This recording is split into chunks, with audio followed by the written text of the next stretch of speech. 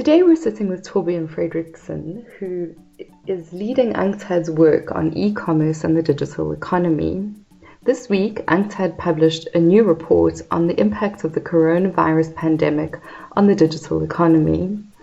We're sitting with Törbjorn to discuss the report and its findings and to get a better and deeper understanding of the impact of the pandemic on our lives. So in a nutshell, Törbjorn, why is it important to care about the digital economy in the context of the current coronavirus pandemic?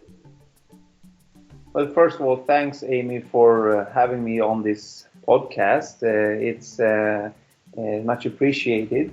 We see the current pandemic playing out in various ways around the world, and we can see that the enhanced level of digitalization that we have now in the world is manifesting itself in various ways.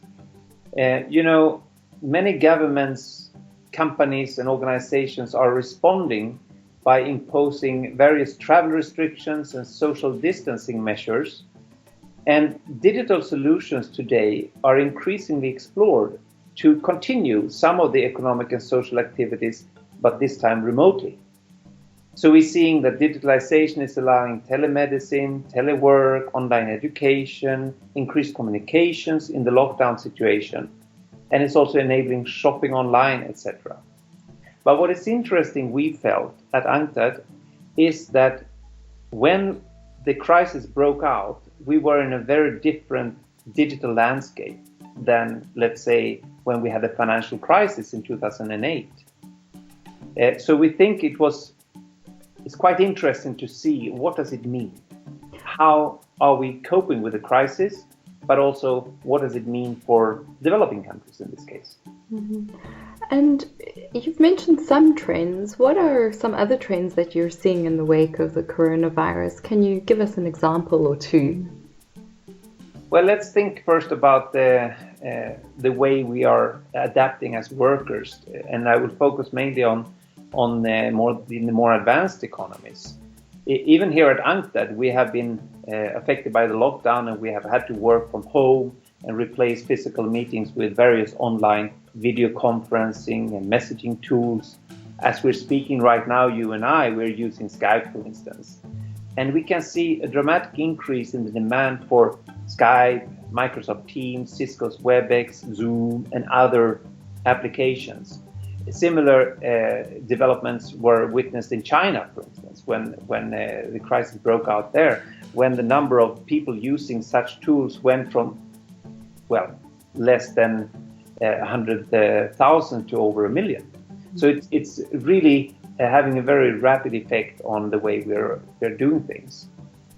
Another thing is that we are seeing that in order to stay in touch with people, we're reverting more to online social media platforms like Twitter, Facebook, and WeChat.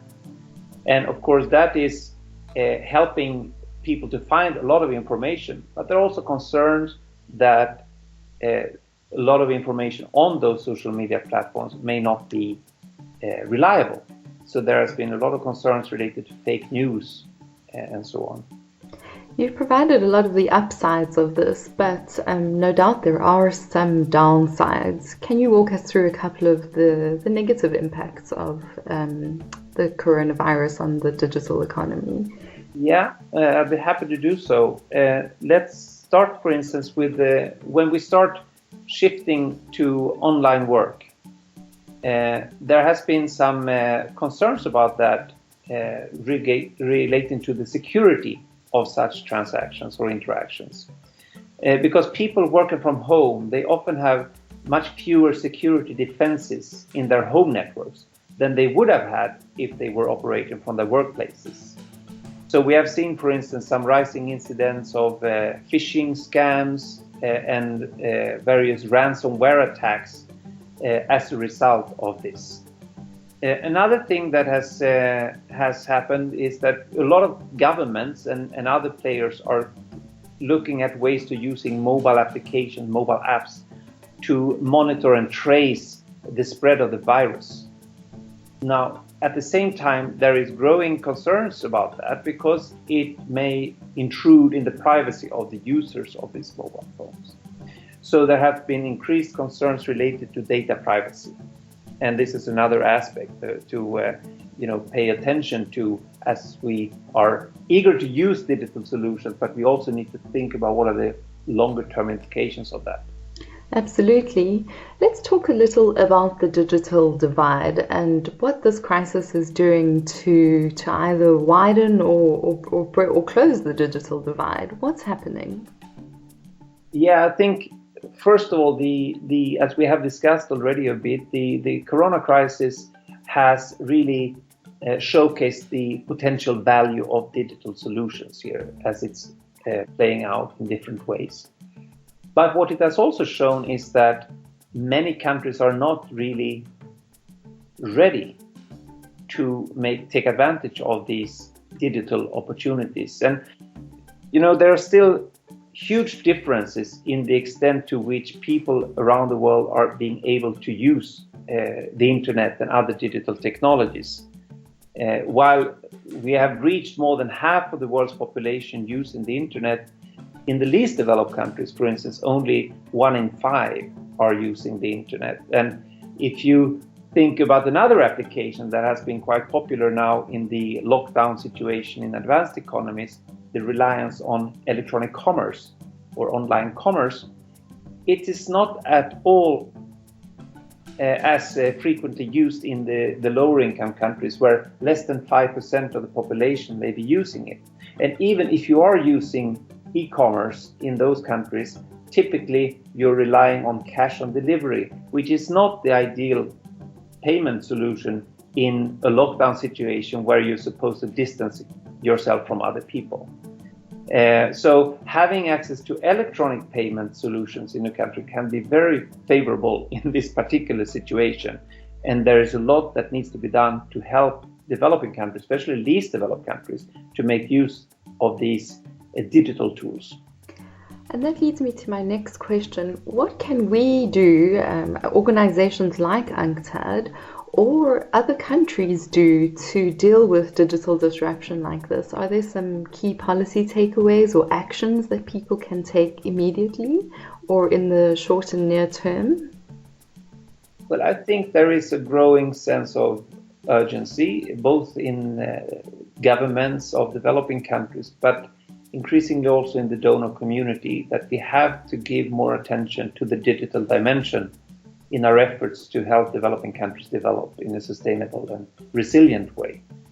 UNCTAD has been engaged in this work for many years, so this is not new to us. But what we sense is that partly because of the crisis, it has received more attention than in the past. And of course, given that we have such much greater opportunities to leverage digital technologies in the advanced economies now, it becomes more evident that we also need to make sure that the countries that are trailing behind in the digital economy get the assistance that they need in order to catch up in this area. And you need to really pay attention to a large number of policy areas here, and no individual organizations like UNCTAD can do this alone. But it needs a multilateral approach and a multi-stakeholder approach in order to find the solutions quickly enough and smartly enough in order to make sure that we don't have a situation where the digital divide translates into an economic divide that will widen even further than we have today. Well, thank you so much for sharing your insights. As they say, in crisis, there is opportunity, and hopefully everyone can look at this and make something positive come out of it. For more information or for the report, please go to UNCTAD's website, that is unctad.org, to find out more.